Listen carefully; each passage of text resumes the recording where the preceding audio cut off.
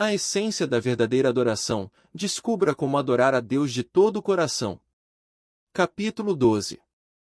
Adoração em espírito e em verdade. A mulher junto ao poço estava buscando o método adequado de adoração, mas reconhecia apenas duas opções, o método samaritano e o método judeu.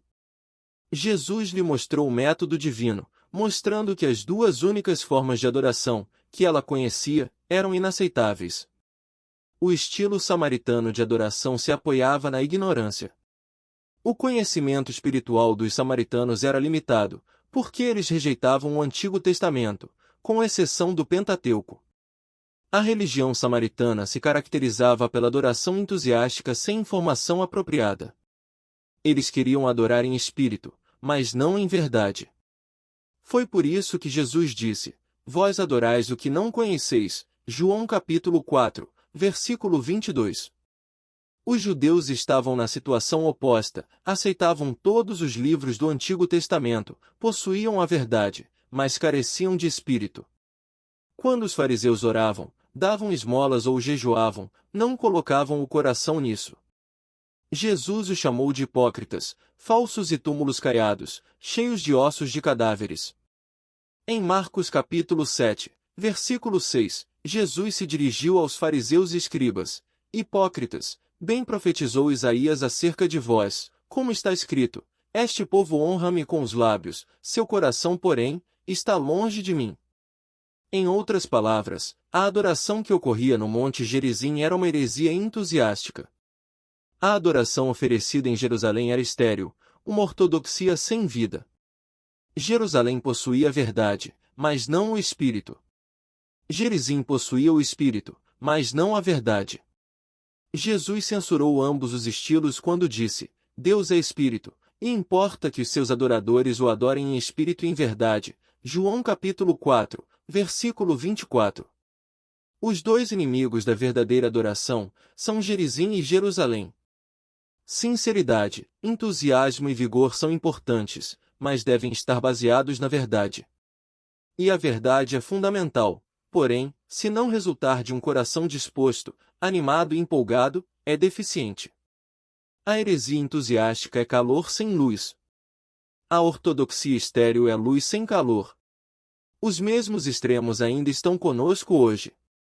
Por outro lado, há grupos que se reúnem, dão as mãos, balançam para trás e para frente, entoam cânticos, empolgados, falam em línguas. Não se pode culpá-los por seu entusiasmo, mas com muita frequência trata-se de mero zelo sem conhecimento.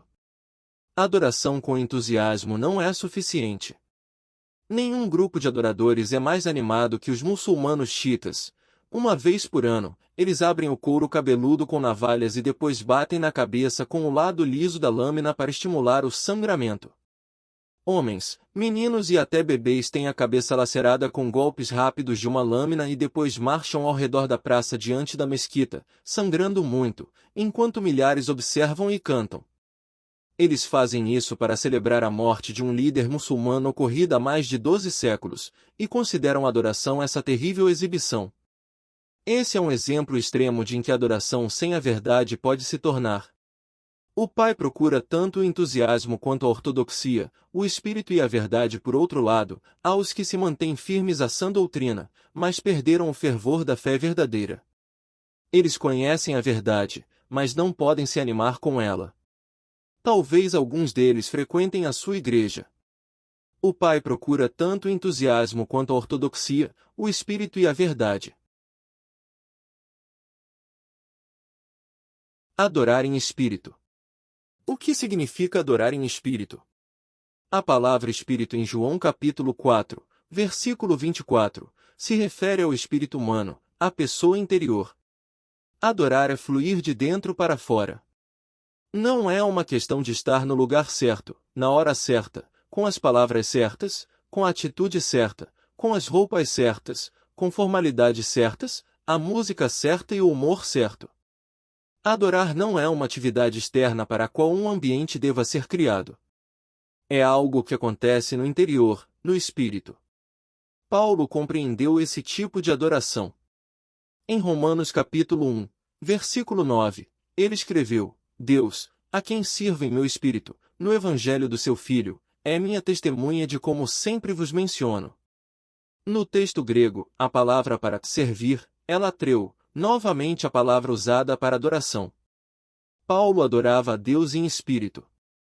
Davi também adorou a Deus em espírito. No Salmo 45, verso 1, vemos a expressão do coração de Davi adorando: meu coração transborda de boas palavras. No Salmo 103, verso 1, lemos: ó minha alma, bendize o Senhor, e todo o meu ser bendiga seu santo nome. Isso se refere à adoração que tem sua origem dentro, no espírito. E no Salmo 51, Davi busca a Deus em arrependimento, clamando nos versículos 15 ao 17. Senhor, abre meus lábios, e minha boca proclamará o teu louvor. Pois não tens prazer em sacrifícios, e não te agradas de holocaustos, do contrário, eu os ofereceria a ti. Sacrifício aceitável para Deus é o espírito quebrantado. Ó Deus, tu não desprezarás o coração quebrantado e arrependido. Davi sabia que o principal interesse de Deus não eram as aparências, e em sua oração de arrependimento, ele apelou a Deus nesse sentido. A prova da realidade do seu arrependimento estava em seu coração quebrantado e contrito, não nos holocaustos oferecidos. E assim é com toda adoração. Sua autenticidade se evidencia no coração, de onde provém a verdadeira adoração. As palavras de Davi descrevem um homem cujo coração está tão cheio de contrição, gratidão e louvor, que basta ele abrir a boca para que tudo venha à tona. Uma importante obra teológica, que causou profundo e duradouro impacto em meu ministério, foi The Existence and Attributes of God, a existência e os atributos de Deus, de Stephen Charnock. Escrito por um autor puritano, em prosa compacta e estilo meticuloso, que caracteriza a melhor literatura puritana, essa grande obra em 2 volumes, me impulsionou a um novo nível de pensamento sobre Deus quando a li pela primeira vez. O texto abriu meus olhos para a patética superficialidade de meus pensamentos a respeito de Deus, e estimulou meu apetite por um estudo mais sério das profundezas do Senhor. Mas, apesar da extensão da obra de Charnock, o autor nunca perdeu de vista o princípio simples que tem sido nosso tema desde o início deste livro. A adoração autêntica é uma função do coração. Não se trata de rituais, costumes, atmosfera, locais especiais ou coisas exteriores. Charnock escreveu: sem o coração, não é adoração, é uma peça de teatro, é a representação de uma peça sem ser aquela pessoa realmente que está agindo por nós. Um hipócrita, na acepção da palavra, é um ator. Podemos dizer que adoramos verdadeiramente a Deus, mesmo que nos falte perfeição, mas não podemos dizer que o adoramos se nos faltar sinceridade. Exatamente. O louvor não é louvor verdadeiro, a menos que venha das profundezas do nosso coração. Pelo fato de sermos criaturas caídas, vivendo num mundo sob maldição, nossa adoração sempre será imperfeita, até sermos aperfeiçoados pela glorificação. Mas nossa adoração nunca deve ser insincera. De modo algum será adoração, mas um insulto a Deus, se o que fizermos for meramente uma rotina ditada pelo costume. Como ter um espírito de adoração? No 26º dia do Senhor, do ano de 1881, Andrew Bonar escreveu em seu diário: durante todo o dia e em cada culto, eu me senti fortalecido e sustentado pela presença do Senhor em espírito, mais que o habitual. Houve momentos de grande proximidade. Essa é uma descrição de adoração em espírito, na qual existe um impressionante senso de proximidade de Deus. Tiago capítulo 4, versículo 8, exorta: achegai-vos a Deus e ele se achegará a vós. Estou certo de que muitos cristãos raramente tiveram essa experiência. Podemos ter um coração transbordante que adora em espírito. Antes de mais nada, devemos ser submissos ao Espírito Santo. Antes de podermos adorar Deus em nosso espírito, o Espírito Santo precisa estar lá para produzir a verdadeira adoração. Em 1 Coríntios capítulo 2, versículo 11, lemos: ninguém conhece as coisas de Deus, a não ser o Espírito de Deus. Se o Espírito de Deus não está estimulando, motivando, purificando e instruindo o seu coração, você não pode adorar a Deus, Porque você não pode nem mesmo conhecê-lo. Ninguém pode dizer, Jesus é Senhor, a não ser pelo Espírito Santo. 1 Coríntios capítulo 12, versículo 3. Em outras palavras, sem o Espírito Santo, uma pessoa não pode verdadeiramente afirmar o senhorio de Cristo. Adorar a Cristo como soberano requer o estímulo por parte do Espírito Santo. E nós somente recebemos o Espírito Santo quando nos rendemos a Jesus Cristo como Salvador e Senhor. Isso confirma mais uma vez que o fundamento da verdadeira adoração é a salvação.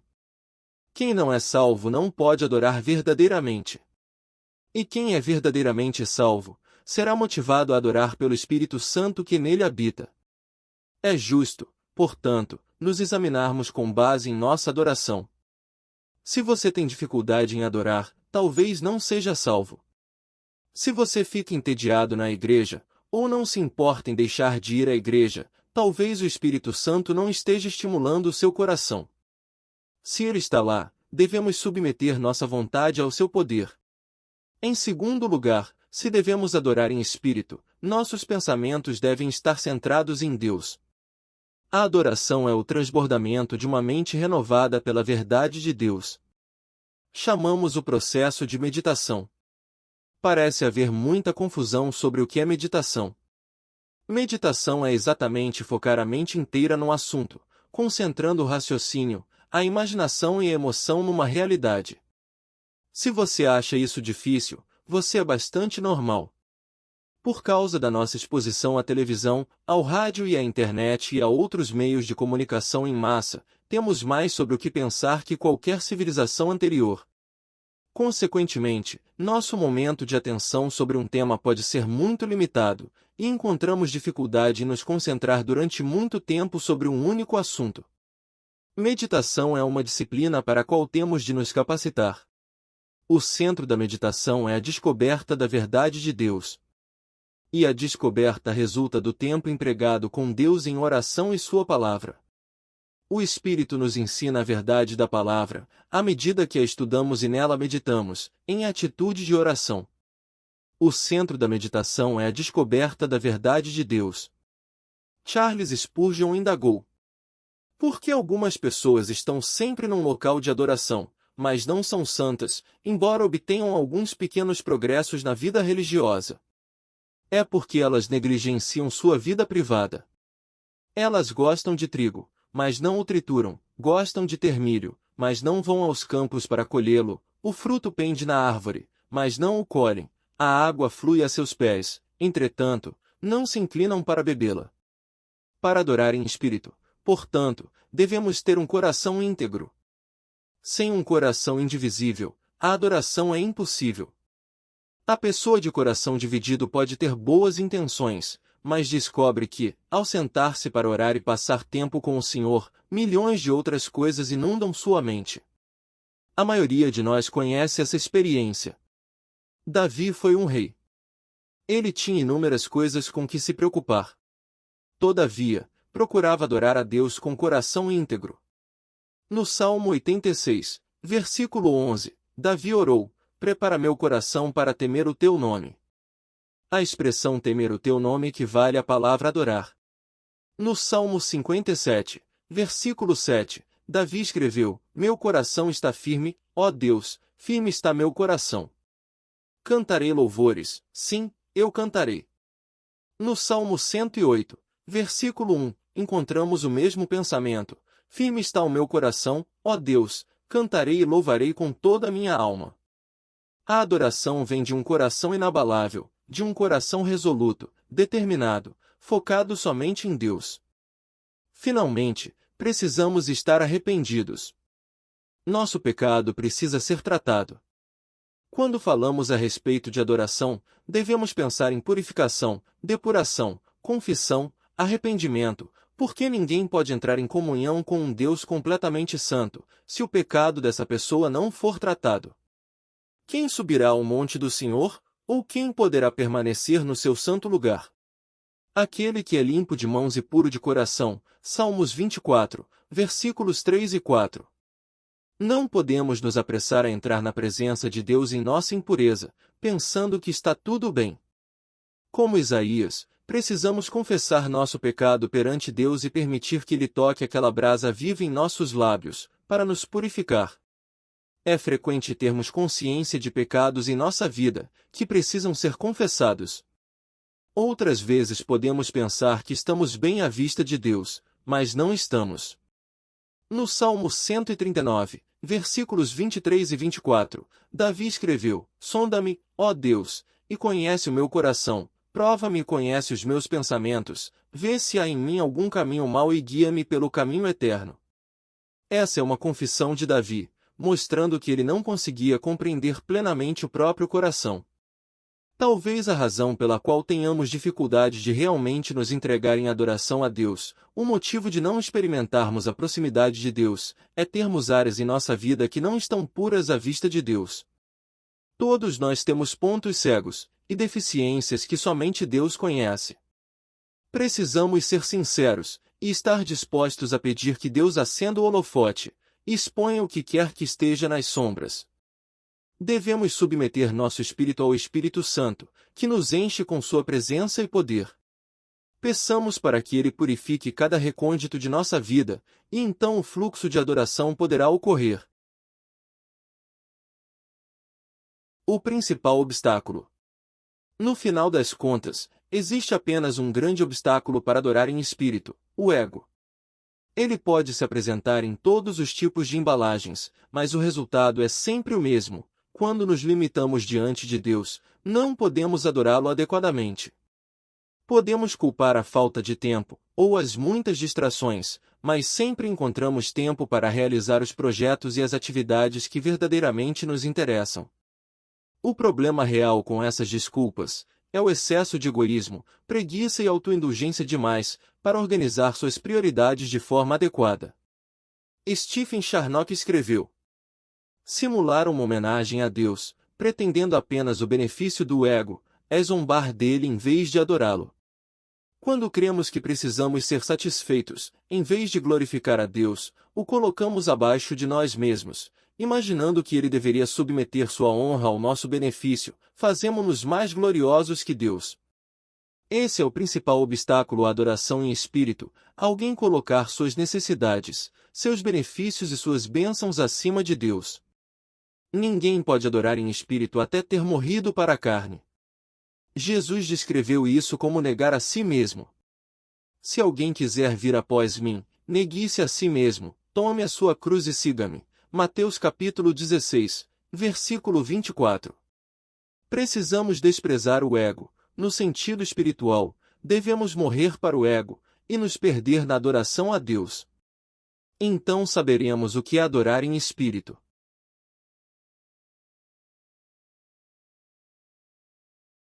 Adorar em verdade. Jesus disse que devemos adorar em verdade também, e dessa forma, ele ligou inseparavelmente a adoração à verdade. A adoração não é simplesmente um exercício emocional com palavras piedosas, ou sons musicais que provocam certos sentimentos. A adoração certamente não é uma catarse mística da paixão humana separada de qualquer pensamento racional ou preceito bíblico. A verdadeira adoração é uma resposta de culto e louvor, induzida pela verdade revelada por Deus.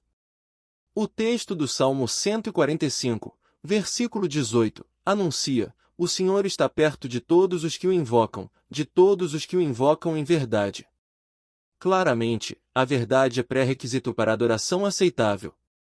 No Salmo 86, versículo 11, quando Davi orou por um coração preparado, ele pediu também mais compreensão da verdade. Senhor, ensina-me teu caminho, e andarei na tua verdade. Prepara meu coração para temer o teu nome. Pilatos fez a pergunta muito importante: que é a verdade? João capítulo 18, versículo 38. Embora Jesus tenha permanecido em silêncio diante de Pilatos, Lucas capítulo 23, versículo 9, sua clara resposta a essa pergunta encontra-se em sua oração sacerdotal ao Pai. A tua palavra é a verdade. João capítulo 17, versículo 17. Se queremos adorar em verdade e a palavra de Deus é a verdade, devemos adorar com a compreensão da palavra de Deus.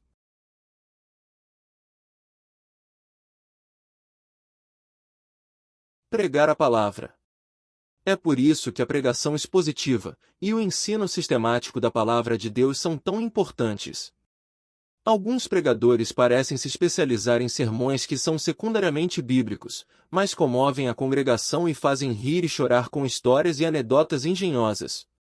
Os sermões podem ser interessantes, engraçados, divertidos, emocionantes e impressionantes.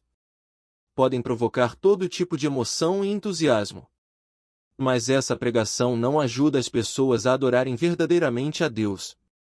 O propósito da pregação não é simplesmente criar experiência emocional. A principal responsabilidade do pregador não é despertar as emoções de sua audiência, mas pregar a palavra, a tempo e fora de tempo, com toda a paciência e ensino. 2 Timóteo capítulo 4, versículo 2. O chamado de todo pregador é para ensinar acerca de Deus, e desse conhecimento vem a adoração. Qualquer jovem que entre no ministério e não esteja comprometido com a pregação expositiva, está fraudando o seu ministério, porque as pessoas devem responder à verdade da palavra de Deus em todas as dimensões da vida. O único ministério efetivo é aquele que expõe a palavra de Deus. Infelizmente, muitas igrejas evangélicas, gastam tempo demais com tantas promoções e preâmbulos que ninguém consegue encontrar Deus no meio do programa. Nossa adoração deve ser substantiva, baseada na palavra de Deus. Isso eleva a pregação da palavra, à máxima importância na adoração. Alguns podem querer saber por que há tanta ênfase na pregação num culto de adoração. Por que não uma breve mensagem, ou até mesmo nenhuma mensagem, e apenas cânticos, oração, louvor e testemunhos? Fazer a pergunta é mostrar ignorância sobre a razão e a natureza da tarefa do ensino pastoral. O desafio do púlpito é levar as pessoas ao lugar de adoração como um estilo de vida. Em Between Two Worlds, Entre Dois Mundos, John Shaw explica isso com propriedade. A palavra e a adoração estão indissoluvelmente ligadas. Toda adoração é uma resposta inteligente e amorosa à revelação de Deus, porque é a adoração do seu nome. Consequentemente, a adoração aceitável é impossível sem a pregação. Porque pregar é tornar conhecido o nome do Senhor, e adorar é louvar o nome do Senhor tornado conhecido. Longe de ser uma intromissão na adoração, a leitura e a pregação da palavra são realmente indispensáveis. As duas não podem ser separadas. De fato, é em sua normal separação que está o baixo nível de tanta adoração contemporânea. Nossa adoração é pobre porque nosso conhecimento de Deus é pobre. Mas, quando a palavra de Deus é exposta em sua plenitude, e a congregação começa a ter um vislumbre da glória do Deus vivo, se inclina em solene reverência e feliz assombro perante o trono dele. É a pregação que realiza isso, a proclamação da palavra de Deus no poder do Espírito de Deus. É por isso que a pregação é inigualável e insubstituível. A exposição eficiente da palavra é, então, essencial para a adoração significativa na Assembleia dos Santos. E a percepção obtida da palavra de Deus, no culto de adoração tanto aprofundará a qualidade da adoração individual durante a semana, como estimulará o desejo dos santos de estudarem as Escrituras diariamente. Quando a igreja primitiva se reunia, ela o fazia para ser ensinada na doutrina dos apóstolos, a revelação de Deus a respeito de si mesmo, manifestada pelos escritos e ensinos dos apóstolos. Por isso Paulo escreveu a Timóteo: ensinando essas coisas aos irmãos, serás bom ministro de Cristo Jesus, nutrido pelas palavras da fé e da boa doutrina que tens seguido. Mas rejeita as fábulas profanas e insensatas. Exercita-te na piedade. Enquanto aguardas a minha chegada, aplica-te à leitura, à exortação e ao ensino. 1 Timóteo capítulo 4, versículos 6,7 e 13. A igreja de Corinto havia chegado ao extremo da atividade entusiástica e sem sentido. Seus membros gostavam de falar em línguas arrebatadoras, e de fazer demonstrações esparafatosas, remanescentes de sua origem pagã. Estavam colocando de lado a alegria, e a verdade, por causa de experiências externas, incompreensíveis e emocionais. Paulo censura em 1 Coríntios capítulo 14. Porque se eu orar em uma língua, o meu espírito ora, mas a minha mente fica infrutífera. Que fazer então? Orarei com o espírito, mas também com a mente. Cantarei com o espírito, mas também com a mente. De outra maneira, se louvares com o espírito, como dirá amém diante de tua ação de graças quem não é instruído, visto que não sabe o que dizes? Se, pois, toda a igreja se reunir num lugar e todos falarem em línguas, e entrarem pessoas não instruídas ou incrédulas, por acaso não dirão que estáis loucos? Mas, se todos profetizarem, e alguma pessoa incrédula ou não instruída entrar, será por todos convencida de seu pecado e julgada. Os segredos do seu coração se tornarão manifestos. E assim, prostrando-se, com o rosto em terra, adorará a Deus, afirmando que, de fato, Deus está entre vós. Veja, o efeito desejado da atividade puramente emocional é que as pessoas tenham uma boa sensação. O efeito da verdade é que elas adorem a Deus. A verdade está sempre no centro da adoração autêntica. Todo tipo de entusiasmo ou emoção que não esteja inseparavelmente ligado à verdade é, em última análise, sem sentido. O livro de Neemias mostra o poder da palavra de Deus para motivar a verdadeira adoração naqueles que têm coração sincero. Depois que Neemias e o povo completaram a edificação do muro de Jerusalém, eles pediram a Esdras que lesse o rolo contendo a palavra de Deus. Esdras abriu o rolo à vista do povo, e imediatamente todos se levantaram diante da apresentação da palavra de Deus. Então Esdras bendisse o Senhor, o grande Deus, e todo o povo levantou as mãos e respondeu: Amém. Amém. E eles se inclinaram e adoraram o Senhor, com o rosto em terra. Neemias capítulo 8, versículo 6. A verdade das Escrituras fez que eles se prostrassem em um ato de adoração.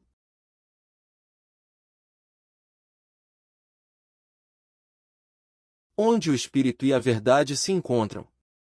Toda adoração autêntica é exatamente esse tipo de resposta sincera, à verdade de Deus e sua palavra. A verdade é o fator objetivo na adoração, e o Espírito é o subjetivo. Ambos devem caminhar juntos. Quando a palavra de Deus domina a vida de alguém, seu louvor é regulamentado, e sua adoração está em conformidade com o padrão divino. Foi por isso que Paulo advertiu os colossenses: a palavra de Cristo habite ricamente em vós, em toda a sabedoria, ensinai e aconselhai uns aos outros com salmos, hinos e cânticos espirituais, louvando a Deus com gratidão no coração. Colossenses capítulo 3, versículo 16. Esta é a mistura perfeita, emoção regulada pelo entendimento, e entusiasmo dirigido pela palavra de Deus. Encontramos no Salmo 47, versículo 7, cantai louvores com conhecimento. A adoração não é simplesmente uma experiência arrebatadora, sem significado ou conteúdo. Não é uma sensação boa, independente de qualquer compreensão da verdade. A adoração é uma expressão de louvor do coração, dirigida a Deus na forma como ele é verdadeiramente revelado. A natureza da adoração, então, é oferecer a Deus, das profundezas do nosso ser interior, louvor, oração, cântico, doação e vida, sempre baseados em sua verdade revelada. Quem quiser adorar a Deus deve, consequentemente, ter um compromisso fiel com sua palavra. A adoração não acontece por uma ação do céu que nos faz cair. É o transbordamento de nossa compreensão sobre como Deus se revelou nas Escrituras. Isso é adorar em espírito e em verdade.